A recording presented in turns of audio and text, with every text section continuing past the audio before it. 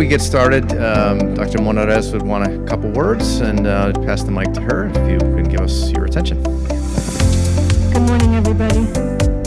Thank you, everybody, for being here.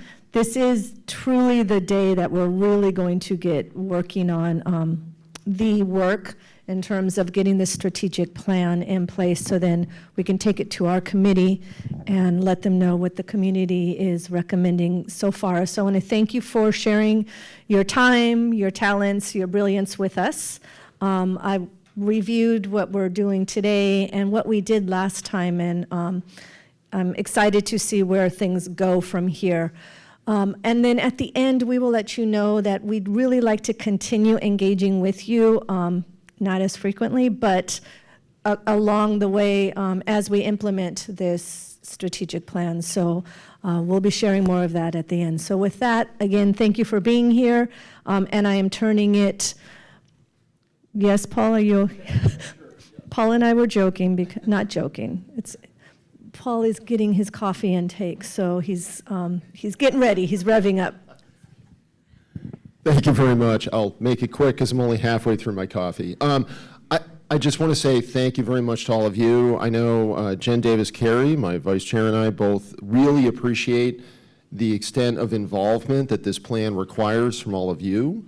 And the plan, as I said last time, is only as good as the input that goes into it and its implementation. And I really appreciate the Worcester Public Schools Administration being so committed to this process and in a transparent and forward-thinking way. So look forward to hearing what everyone has to say, and just want to say thank you for taking the time out of your schedule to be here and give input on this really important project. Thank you so much. And just as a quick reminder before we do, again, there is a QR code there. There are two of them, one on the right for the manual for the workshop. And the first piece that we're going to start with is the one on the left. If you could go to that QR code and enter 225674. We're just looking to get people's minds back into where they were.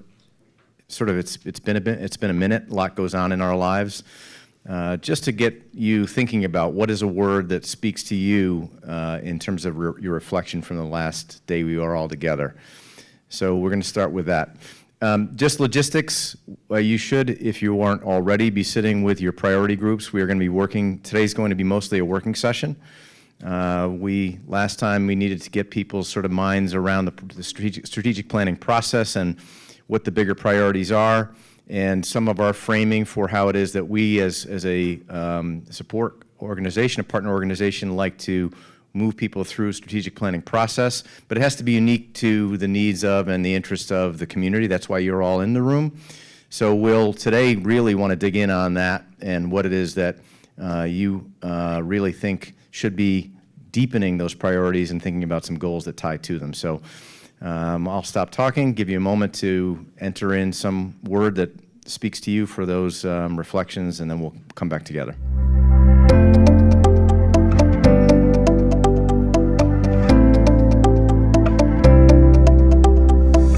The word cloud, just to give people some sense of where the thinking is in the room.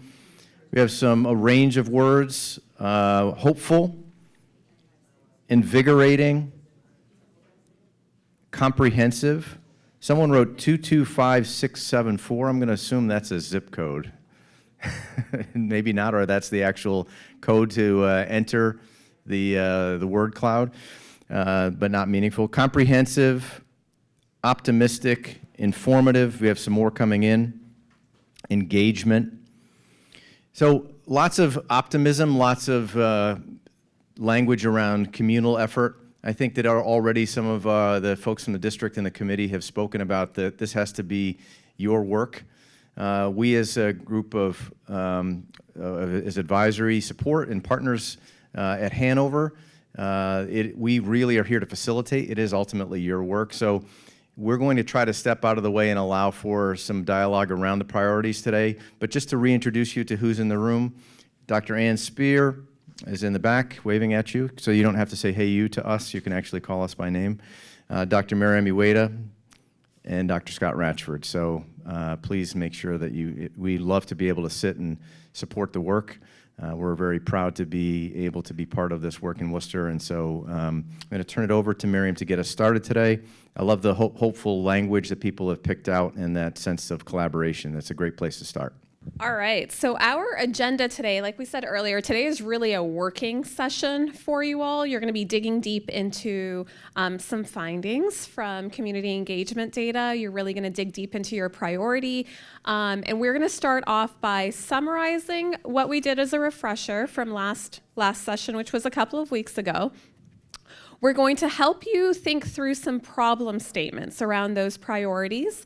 And really get you to do some reflective work around why they are priorities and what are some of those root causes. Then we are going to work on identifying aims, which are very similar to your kind of directional objectives related to those priorities.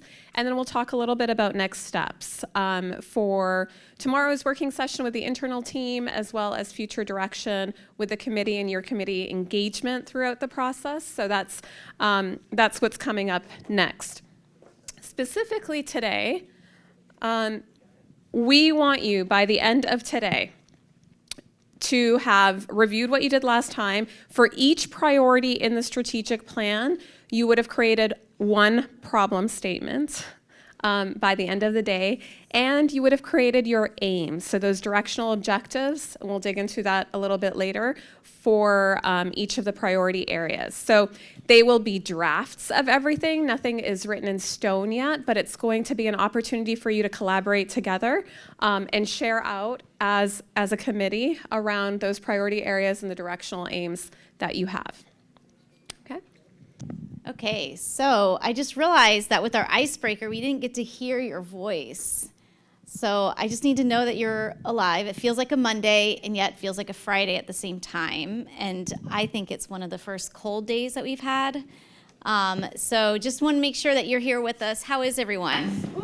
Excellent. Yeah, excellent. I like that energy. That's what I needed to feel. You know, I needed you guys to give me a little bit of love so I could get it back going, because we're going to have a lot of good conversations today.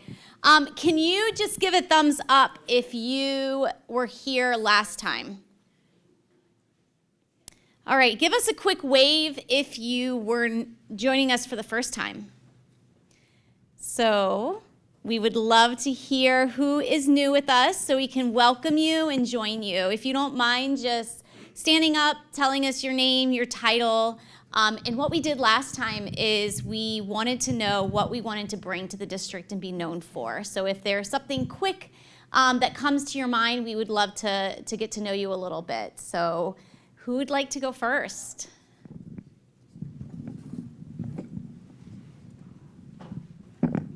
Hi, everyone. Oh, that was very loud. Sorry. My name is Jason Homer. I'm the Executive Director for the Worcester Public Library. Thank you all for welcoming me today, and I would like the district to be known for the best libraries in the country. I was just listening to a podcast that talked about how important libraries are to climate and culture and safety of a community. So glad you're here. Good morning, everyone. My name is Eve Gilmore. I'm the CEO of Edward Street, and happy to be with you this morning.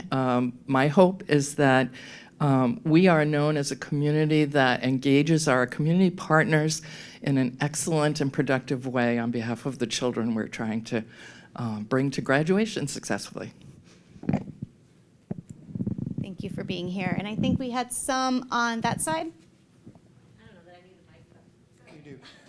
I like it. Those I like on the it. other side of the camera. All right. will be able to hear you. Hi, good morning. I'm Karen Pelletier. I'm with the Worcester Regional Chamber of Commerce. Also a Worcester Public School parent. So I feel like I have two things I'd like us to be known for. One is just school pride and pride in our district, and proud that our students go there. And then obviously from the Worcester Chamber perspective, and as a parent, I'd like to be known for preparing our youth and our students for life after they graduate and making sure they're successful. Hey, everyone. Are you sure? I feel like you stood up first. Okay. That's fine. Che Anderson. I do community and government affairs at UMass Chan Medical School. And as cliche as this is, I would hope that our district is known as the healthiest one. So mind, body, soul. I'm glad I let you go first. I had the opportunity to need services from UMass ICU a couple weeks ago. That's what I missed. But it's a pleasure being here with everyone. My name is Paul LeCavre. I teach psychology and sociology at Quinsigamond Community College. And I've had the opportunity to have several classes of early college students seeking out credit from the Worcester Public Schools. And I'm glad I picked wellness and mental health. My goal is for us to have the healthiest kids in the Commonwealth, and we definitely need that after many conversations with them. Thank you. Thank you all, and welcome again to everyone. We really appreciate you being here. We wanted to remind you of the norms that we decided on for last time. So just as a preparation and to set the tone, just like Paul said, what a strategic plan is what we give to it and what we put into it. And having had the privilege of spending much of my time with districts across the nation, listening to these conversations, going through this process, what I learned is when you dig in and we go through the work and you have the discussions and you allow for the process and you allow it to be iterative, not just a one-time quick done in a back room, it's the conversations that make the most meaningful plans, because you can't do the implementation without a strong plan. So again, thank you so much for coming and being reminded of how we want to make sure we can have those important conversations. We talked about last time, we all are coming from a different viewpoint. It was very purposeful to make sure that we get a diverse committee and a task force that you can bring your different perspectives. But that means that we need to learn how to be able to talk coming from our different experiences and having those different opinions of which is the right way to get to California. I've been told there's a lot of ways. I usually like the way I want to go, but positive intent. Understanding other people's perspective, because you know what? Sometimes my way isn't always the best way. Student focused, why are we all here? Finding that common ground. We all are trying to get to the same point. You know, each of the introductions we had last time, it was all about how to make our community better for our students, for our kids. So we are all aligned here. Listening not to judge, but yet having those courageous conversations. Making sure that we disagree, but giving space to everyone. So when you're at your table and you're taking up a lot of space, as you can already tell, I'm a talker, I'm an engager, I get energy, which means I lean in, but I can take too much space sometimes. And so for me, I have to sit back, because I've learned that it's folks that give the space that have a lot to say. So check yourself in terms of, do I need to lean in a little bit more and say my piece, or do I need to give a little bit of space for others to have their space? And then we want to give that constructive feedback. Don't just agree to disagree, but really engage in that conversation of feedback. We also have some of our norms. Just a reminder, you are going to be doing mostly group work around your priority area today. So please, please, please make sure that you have someone capturing the rich conversations. We've provided you the link to a fillable manual that has notes that everyone can take. We also have paper, we have chart paper. But within those conversations of developing that priority statement, of developing the aims, there's going to be a lot of rich things to capture. So if you can please make sure to have someone who is a good recorder, who's willing to do it, write down the notes, because we're gonna want to send those to the district as they dig in to do the implementation and capture all of the ideas. Same with a facilitator. That's somebody who can help us with staying on task, but also making sure that we're all giving our voices. Presenter, someone who is willing to speak out and share the wonderful conversations that you've had. And a reflector and timekeeper. So the way we do time is process. Again, this group might be done in 30 minutes, or you might need an additional 30 minutes. And we want to give space to the conversations that are needed. So we'll give occasional time checks, and we'll be going around to see where you are at in your conversation. However, we do want to make sure that there is purposeful conversation and discussion. So my thing is, most of the time I'm going around saying, okay, go back up, because we want to go into the problem solvings and the action and thinking through how can we solve this, right? But right now we're at a high level. We're just thinking about where is it that we actually want to address? What are the aims under this big priority that we want to focus on for the next 5 years? We're not in the action steps. So most of our roles are going to be going around saying, okay, that's a really good idea, but now you need to go up. What are we actually trying to do? What are those main sub-buckets under this big priority that we are going to totally laser focus and make some improvement in over the next 5 years? All right. So let's review what our process is. Okay, so last time we showed you the same visual up here, and we said that really engaging in that strategic planning process, you're going to go through this continuum or this journey, right? We started off, and you're doing some of that internal work already around your vision, your mission, your core beliefs, your values. We also have been supporting from the back end with some baseline research to make sure that you have that foundational data that's going to guide your decision making around what are your priorities, what are your aims, what are some of the actions that you're going to involve yourself with. This is typically where we see more board involvement at the front end, really in that high level strategic thinking around assessing the current state. Last time, we were envisioning the ideal state. We started off by what could it look like? What are some of those things that we need to really focus on? And today, we are in that strategic phase again. We are working through the priority selection. We're not necessarily goal setting yet, but in between priorities and goals, we are drifting down to those aims, those directional objectives that are going to be related to those priorities, because those priorities, they're huge. Right? And I can look across any K-12 district. Like Ann said, we work with hundreds of districts across the country. I can probably tell you what the top 10 priority areas, because they're all pretty much the same. But what does it mean for you all? What does it mean in your district, in your context? What are the specific aims and objectives that you want to have for yourselves under those priority areas? That's going to funnel down into the internal committee working more around the data and the goal setting, where you'll see here it's more of the operational component.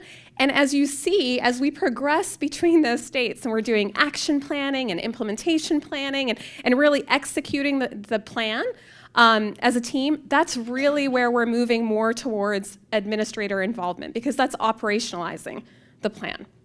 So I hope that helps kind of set the foundation for where we are on the journey as a group. This is a visual that I think we're going to see over and over and over again, and I would say this is probably the most important one for today to kind of help you see the hierarchy about where we're trying to go. So we're working with priorities today. We talked about priorities last time. The aim is, where do we want to go? What are those directional objectives that we want to set for ourselves based on that priority? Today, we are going to be working at that level, okay? From those aims is where we're going to start setting our goals, and from those goals is where we will start setting our actions and our strategies and really focus on the implementation. So it is a process, but we are right here today, okay? Any questions related to that? So I'm wondering, could we just go back one slide? So I'd like to be crystal clear, and I'd like everybody in here to be crystal clear. How do we make a distinction between the aim and the goal? Because the priority I'm clear on, it's the different groups, and there's going to be a problem statement. The distinction between the aim and the goal, my head's not totally there, and I think that maybe it's just my head, I'm not 100% feeling well, but I want to make sure everybody is there so that you're not spending extra amount of time. So if we could just, a few seconds, thanks. we're going to get there today, but I do think it's important to maybe give you an example because it wasn't easy for us when we did a lot of research around different strategic planning process. And what we noticed is you've got, let me use an example from here, equitable resources and educational programs. That's a big bucket. Thanks, if you're doing. Okay, or we can use this one. I was going to give another example because it's just on top of my head because I feel like for school districts it's easier than staff diversity. Equitable programs and resources, right? You're really focused on, I consider that more of the curriculum and instruction side, the teaching and learning, the access to different opportunities. That's a high-level priority. But what is it specific under that umbrella that we want to focus on? So when we're talking aims, those are the directional changes or areas of improvement. So typically, we're going to frame those as we want to increase something, or we want to decrease something, or we want to maintain something that we're already doing, okay? So for instance, I want to increase the number of English language learner resources associated with literacy, K-3 literacy. Okay, still under that priority, increasing something at still a broad level is not a goal. It is not measurable. I cannot, when school districts come back to us and they're like, well, that is my goal. It's not really, it's a directional objective, it's your aim, because I can't track that for you. How are you tracking your increase? It's not measurable, I've got no quantifiable measure, I can give you some anecdotes, but it's not really helping you track. So where we see a lot of confusion is they'll come to us after, 5 years down the road and say, I really need to monitor how we're doing and report out to the community. And we're like, okay, well, what were your indicators? What were your goals? Something as lofty and as large, it's still too high level. So what we're trying to do, we're trying to bridge for you, help you see that bridge between the priority and the actual SMARTY goal that we're going to be working on. Does that help? And here's another example that you can see here. So if I've got staff diversity as the priority, right, that's your area, your policy, your practice, your high-level umbrella. Here are the directional changes. So I might increase the number of diverse new hires. So you'll notice that under a priority area, you might have 3 to 4 different aims. Okay? And I'm going to go back to the slide that we were at so you can start putting it together, because we're going to go deeper into the definitions and give additional examples when we get to the aims part this afternoon. But the way that I think about it is wellness and mental health, that's a huge bucket. You're not going to completely solve and fix everything under wellness and mental health in 5 years. I wish that was going to happen, but that's not, right? So we take a long view of 15, 20, 25 years. Under that priority, what are the sub-buckets? So we're breaking it down into a couple buckets that are the biggest priorities that we need to focus on under wellness and mental health in the first 5 years to set the foundation. So I think of strategic planning as continuous improvement, and I think of it as really big steps. We're going to take leaps every 5 years to get to better places.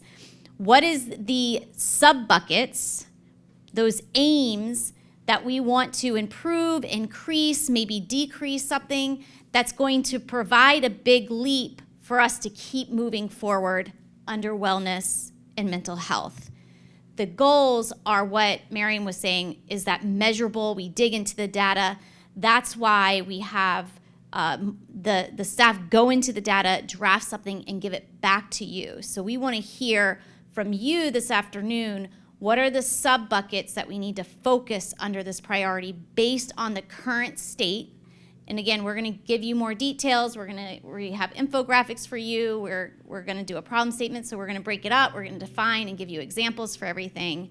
But that's essentially why we've structured it this way. So today we want to know from you, what are the things under this priority that we need to laser focus on for the next 5 years to make moves to take another leap to improving the current state? Great. Any questions related to that? Does that help?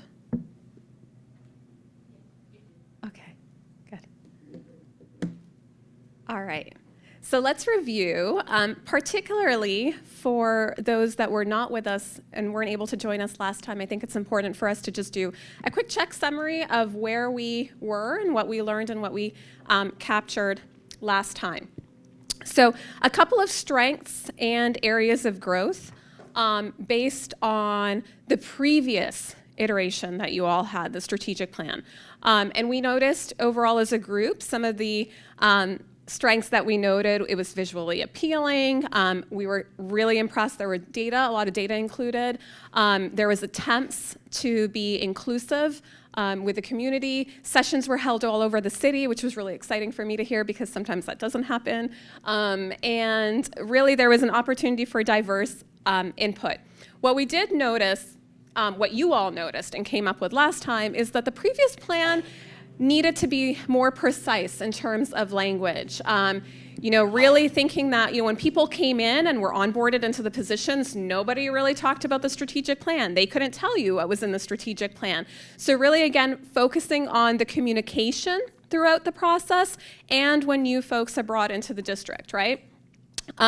There was this sense of it was transparent, but it needed to have more engagement and transparency throughout the process. There were not so much of a focus around accountability and tools to help monitor progress and communicate out that progress to the community. So really focusing on what I heard last session was a lot around communication, was a lot around accountability, and just being transparent with the broader group. So this is why I think this is really exciting for us to be involved in this and really ensuring that we hear authentic stories and voices. That came out a lot during last session as well. So we talked a lot about different task force roles and really what is your role as a task force member. And they're captured here for us. And I would just highlight for you that you have a very unique and special position. Because when Anne was talking about the different parts of the process, all I kept on going back to, it's really you today coming up with a direction for where this is going to go. It's actually not district staff. So it's good that your all district staff are included in the process, but it's really taking from the community engagement survey, some of the data, the community sessions, listening sessions that superintendent participated in, and really from today, you're setting the direction, so your voice is going to be critical. We talked a lot last time as well about your role as an advocate, as a partner, as a learner. It is good for you throughout to ask questions. We want you to be so excited that you're going back to your teams, wherever that may be, and that you're sharing on progress, or like, let me tell you what I learned here, or did you know, or what's your opinion, and then share it back to the internal district team. That's really the purpose of this partnership and collaboration. So, you're also adding awareness, and you're really an ally during implementation because you know where it started, okay?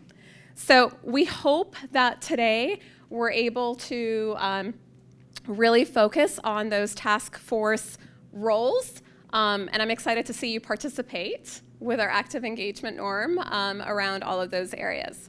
Okay. So we would like to take a look at each of these priorities and what some of the specifics were. So in case you haven't seen the theme, we're starting big picture, right? So the priorities really establish these large areas. We need your help, we need your input. The team from the district has asked us to bring you all in to provide some direction. And what does that look like? The more we get precise, the more then we can talk about driving this plan. The goals become those that are actionable. People know when we're using language, it's common language, we've processed it, we've defined it in terms of goals, and there's some depth to what we're talking about. This is not just some large area of focus. There are some specific aspects of it that really we need to think about. So when you look at, we're going to ask you to go in, and we're going to have them download these QR codes. So we're going to ask you to go, I don't know if you can see these close enough or if your camera is good enough to be able to download, but we have infographics for each of these that will allow you to see some of the detail. And in each of these areas, for these priority areas, we've got it set up such that you're able to look at some detail around that priority specifically. What do we need to know? Well, in this case, just at a high level, there's already some information that's been pulled together. There's a new chief communication officer, for example. Under the communication ongoing engagement strategy, priority, there is a set of strategies at work. There is a communication team and 2 new FACE directors. These are brand new pieces of information, and this is a brand new effort, or it's a reshaping of work that is going to impact how you think about these priorities. There's communications that need to be improved. This is what we need to know. This is already part of what has been decided, and streamlined for families, district, and community. Those are big areas, right? So as we think about the development of AIMS, we have to think about each of those different audiences and how it is that we're communicating with those. And who is, even within those audiences, there's some differentiation. How is it we're communicating with various members of our community? You all know the community. Who are the folks who are not in the room? Part of what we see as important for you as voices of the community is who's not here and how it is that you're helping to represent those voices. So as we think about communications planning, who are those various groups and how do we think about developing aims that tie to those? And a need for a uniform communication system, right? So there's some universals that would need to be developed, like are there some universal means by which we're reaching out? And then within that, are there some specific ways in which we need to differentiate as well? Sort of in the educational language, tier 1, we think about more universal versus tier 3, which is precise for a specific group. So for the folks who are from the community, what is that broad way in which we're going to reach most folks? And then from there, how do we build out beyond that? Then what do we need to know? A significant percentage of the population does not have access to the internet. Well, that affects how it is that we communicate, right? We know who our audience is. You all know this community very well. There's such a broad group here, and that's a piece of information that really has to be addressed. This plant can't be built in a way that is designed for some fictional audience. These are real folks here in the community, and there are some barriers. So whatever the plan includes, it has to really be built with that reality in mind, and that's a piece of reality that's already been unearthed. We do know that a preferred communication, we don't know, rather, preferred communication methods. That's something to be learned. Any plan is always, as Han said, it's iterative, meaning that we're really having to look at a start point. We know this, we believe this is going to be effective, and then we have to determine, are there pieces that we don't know? Are there our best means of being able to communicate? Do we really know what it is that might work best? Is it person to person? Is it email? We all know that we get blasted with emails and there's only so many you'll read. Is that the best means by which we can connect with community members, family members? How does that work?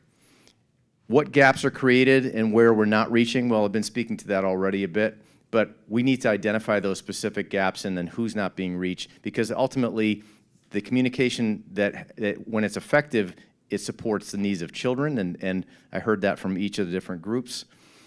And then in terms of opportunities, there were some opportunities identified. There are some communication systems that are in place or that are being developed. The hub, the parent square, and the new website are examples of how it is that we're, as a district, they're trying to leverage technologies and offer it up in such a way as to understand what it is that will reach that broad audience and most effectively get the information that parents and community members need in those folks' hands. And then an announcement request form and template, and a point person for external organizations. So that's what this group came up with. Were people able to download the QR code, get access to it? Okay. Yeah, of course. Okay. So I just want to make sure everyone has access to the infographic. The infographics was our attempt on our side from the research end to be able to synthesize all of the listening tour data and to bring that back to you so you don't have to go through hundreds of pretty much transcripts, okay? So what you'll notice on the infographics is we have provided the strengths, so we did the data analysis. What are the strengths that we're noticing based on what the community has shared?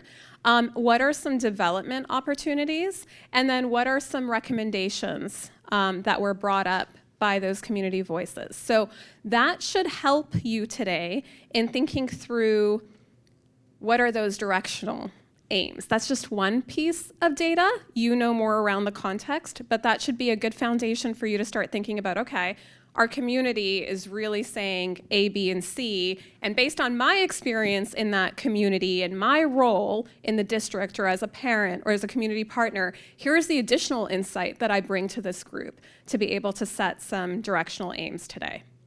Okay? Any questions? Sorry, Ann.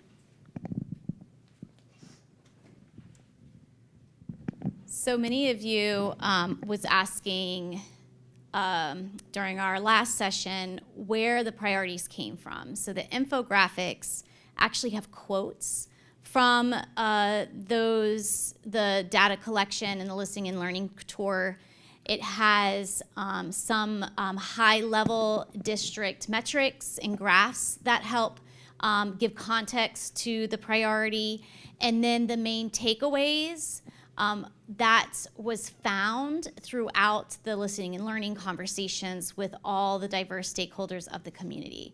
So the infographic for each priority actually situates where the priority came from with some additional quantitative metrics that's going to help each priority area identify more of what's the current state for this priority, and that's what's going to help us create the priority statement and then the aims.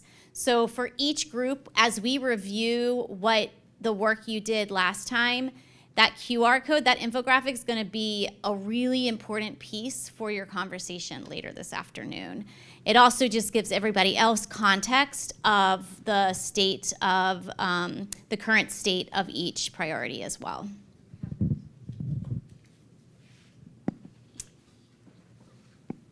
So we're going to just finish going through some of the all the priorities to refresh what we talked about last time, as well as to make sure everyone gets the QR codes. Me too.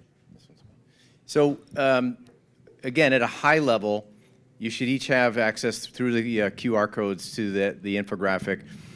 We wanted to just capture what was in the room from the last time from this priority, and there were some sort of larger takeaways. But again, this can't be all anecdotal. We need a combination. If we're really going to think deeply, that's why the district asked us to work with such a diverse group and brought this group together. There's data that we can rely on. You also, though, have historical data, and you have your own lived experience. That combination is what we recommend for a powerful conversation to get to the development of the aims and ultimately the goals. So at a high level, in terms of wellness and mental health, what do we know? Well, I think, again, not unique to Worcester, but we know that there's a real mental health crisis in this country and in many of our communities. That was highlighted as an important thing to consider. And then what that looks like, what's the shape of that? All priorities impact wellness and mental health. Well, every group in this room, I heard it from several folks as we started today, that is a priority, that children and young adults be healthy and all that entails. So defining some of that, because there's a belief set here, and part of this work is, what do we care about, what do we believe? And that's part of what this process leads to, is a defining of what that looks like. There is a belief set that each of these priorities impacts mental health and wellness, that it is a communal issue, it's a community issue. This is not any one person's or one community agency or one school's role, that the health and wellness, mental health and wellness of children belongs to all of us, that there are barriers to access, that part of this plan, again, is to identify. It shouldn't always be focused on what's not working, but we need to be clear about what is in the way and make sure we plan for what is in the way, what those barriers look like. That was something that was identified. We know that there's therapeutic on-site efforts. I was very, as someone who, for the new folks, I spent a third of my career as a school psychologist. There are community agencies and supports here that you don't see in many communities. It's a really fortunate part of what children and young adults and families can get. That is available right here. We know that. What do we need to know? We need to know a little bit more about the availability and access. Why is it that some people are using or others are not using some of these services? How do we create environment? What does that look like in terms of school environment and climate, as well as the climate for folks to utilize service? How do we get them to therapeutic services? How do we include parents and youth to lead in service planning?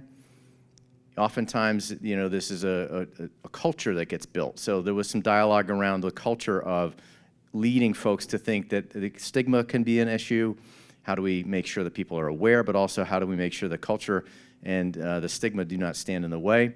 And then opportunities, there was a belief that there were many therapeutic opportunities, enrichment opportunities. This is not just about reactive. This is also about developing a proactive kind of stance. There was a discussion about near-peer mentors, opportunities for, again, youth to be part of this work. I'm not sure about the Arizona Self-Sufficiency Matrix. Maybe folks at the table may know a little bit more about that. Is that something that we need to unpack? It's a tool. It's a tool that's being used, and it will suffice it to that, and the folks who are at that in that group can dig in on it. And group work student teams to help normalize meeting. Again, there's so much language here about the student voice and students being a part of this. But this is, again, that's high level from the last time. We're trying to orient you to what was brought up in the room, but also to utilize that infographic to be able to dig in. And when the work begins at the tables, hopefully it will be a combination of utilizing this high-level information from the last conversation, what you have currently as an understanding of the larger priority, and then that data. We're trying to provide you with a nice rounded set of information to be able to guide the discussion. Any questions, thoughts? Did I miss something? I don't want to misspeak for the group. I'm trying to capture the big pieces. These are directly from your chart paper share-outs, if you recognize that. I'm not going to go through the modernizing and safe facilities. You listed quite a few of what you know. I remember your share-out really talking about where we're at in terms of our facility. We got beautiful old buildings. How do we update them? How do we maintain them? What are the consequences? What are the priorities? And you listed a lot of forward thinking in this group. I really appreciated thinking of climate changes and how do we update in terms of demographic trends and technology advances. So we have some really good takeaways from the discussions, as well as some additional data points for you to consider as you talk. Just gonna make sure you guys get a moment for your QR code. And then this is a continuation of thinking about the opportunities and moving forward with that. And then we had acquire and retaining talent. Another important piece, there was some really good discussions of how do we address workforce shortages, looking at pipeline issues, thinking about diversity. We do all know the research in making sure that our students feel welcome and good culture and climate through representation of their own demographics within their staff. So really some good discussions within this group. You also have a QR code with some really strong takeaways from what the community is asking for in saying, as well as some good quantitative data to consider. All right, and then from the equitable resources and educational programs, you noted that it was a broad priority area. So today I want you to dig deeper into that broad community area, but you also noted that it was urgent and important. You talked a lot about the current context that you have around access and planning for programming, but you also talked a lot about the need for really, how do you ensure community and family engagement in the process about equitable resources and programs? So take a minute to access your infographic here on the screen. I remember one thing that came out of this group discussion that I thought was interesting was focusing on site visits, school visits, as well as different learning opportunities by leveraging neighborhood spaces in the community. So again, bringing back, tying in the community and family engagement piece within that priority area. And that's where we'll want to be thinking thoughtfully and intentionally as we refine some of the aims, because naturally all the priorities intersect, right? They all overlap in some capacity. So we're going to help you today and throughout the process ensure that they're really distinct in that priority area and that you've captured what you want to capture where it's supposed to go, so that you have some clarity around who's owning the work from the district. We then had culture and climate. You had a lot of things to celebrate, honestly, in this group, around your sense of belonging, celebrating students, really high expectations when it came to this. But you asked a lot of really pointed questions around what does the data say? What do we know from our current culture and climate data? How are we defining culture versus climate? Are they the same or are they different? So those discussions today we should continue to have. And then really focusing on how, again, you're measuring that. So if you want to download your infographic for that group, it's up there on the screen. And just to continue with that same theme, you talked a lot about different opportunities that you can leverage to support, and making sure that you had some intentional decision making around how you're going to support that opportunity in your schools and in the different partnerships that you're going to leverage with your community partners. Okay? Great.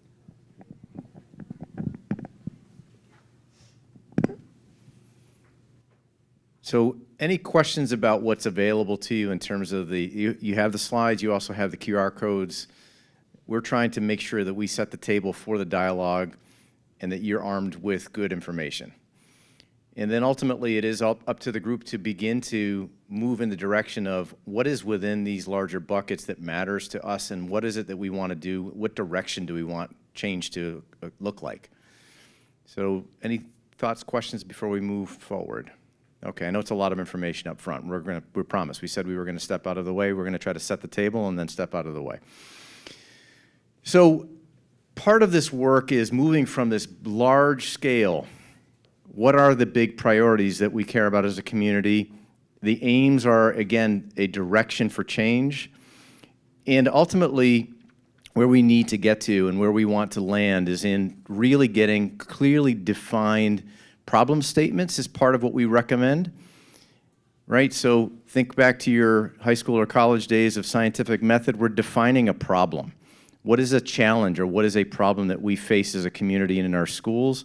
The more we can define our language, use precise language, the better we can then develop measures and we can actually hold ourselves accountable. So one of the pieces that we recommend as a place to start is developing a problem statement. It allows for coherence. We're all using the same language.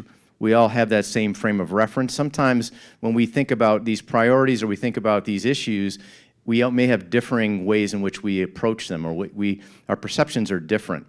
A problem statement allows us to come to some clarity.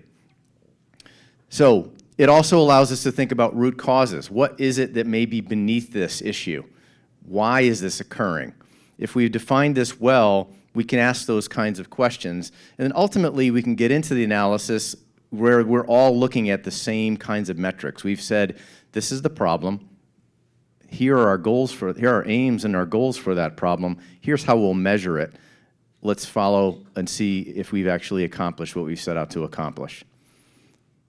So some examples. So we have a frame that we like to offer in terms of defining problems and creating problem statements. Who is affected is the first question you want to ask yourself. When we're defining an issue, whether it's under mental health, whether we're talking about communications, who's impacted? And what's the current state? What do we know right now? Do we have data to tell us? We may need to add to it, but what do we know at the moment? What's the desired state? Where do we want to get to? That's that aim piece. What's the unmet need? Those are some of the what questions we may include in a problem statement. We'll give some examples in a moment. Third, when is the issue occurring? Is this brand new?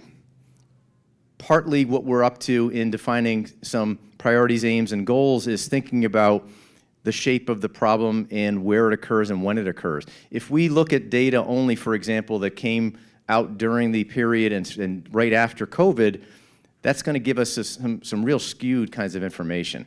Is this a brand new issue? If it is, it really moves us in one direction. If it's a consistent issue that's occurred over time in Worcester, then we have a different way to think about it. Where is the problem occurring? Is this a universal problem throughout the community? Is it really specific to certain parts of the community? Is it a secondary issue? Is it a elementary grade issue?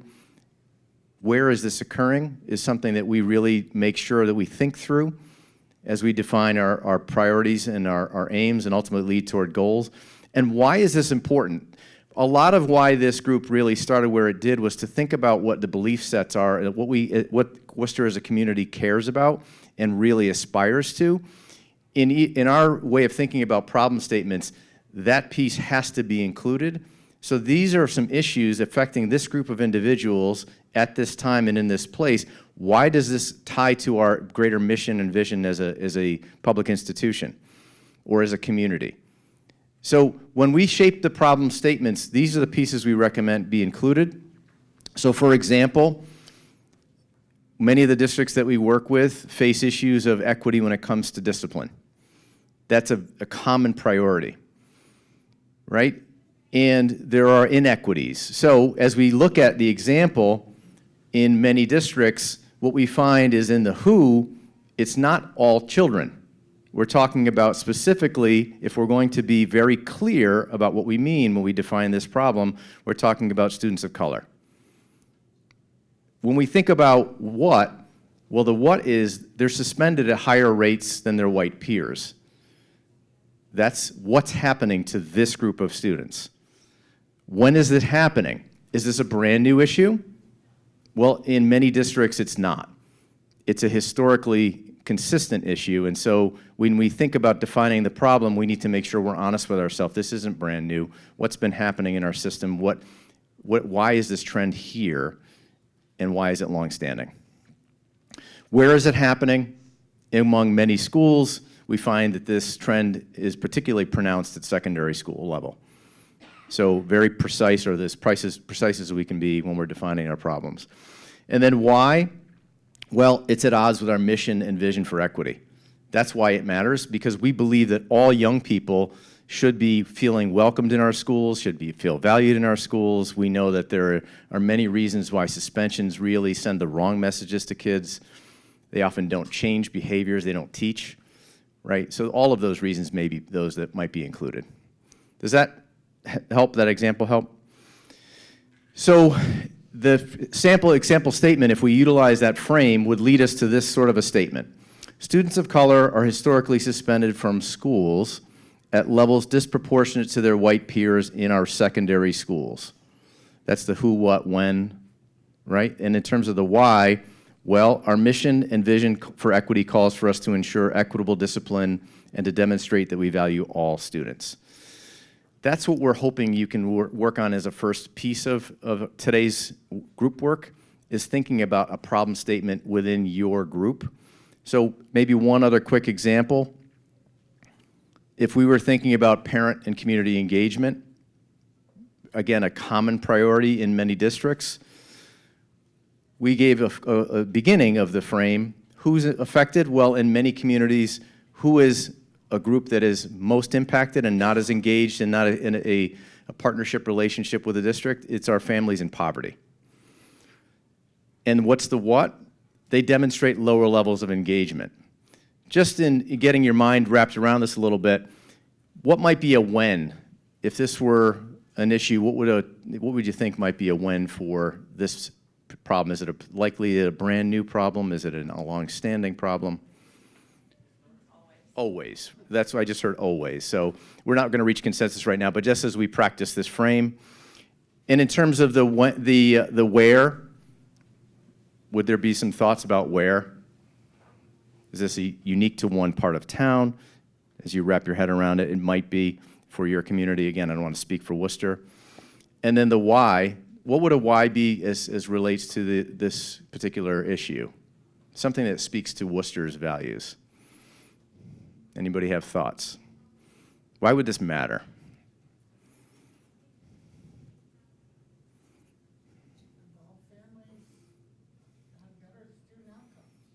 When we engage, so here's what I heard. When we engage families, it benefits their children and they have better outcomes. Beautiful, right? So we're not going to belabor it. We're going to leave you some room to be able to work on your own problem statements. Any questions about the frame? Does it make sense? So this is that next phase.